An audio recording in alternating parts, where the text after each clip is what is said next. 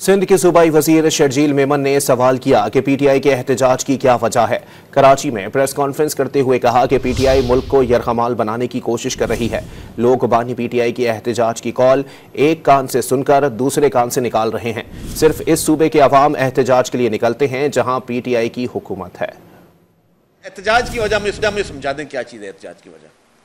आज ये जो आप फिर मुल्क को यरगमाल बनाने की कोशिश कर रहे हैं या मुल्क को धमकाने की कोशिश कर रहे हैं कि आप 24 तारीख को फिर जो है मुल्क में ये करेंगे और आप लोगों को एक दफ़ा नहीं, और आपने एक बात नोट की होगी, अब लोगों ने इमरान खान की कॉल को एक कान से सुन रहे हैं, दूसरे कान से निकाल रहे हैं।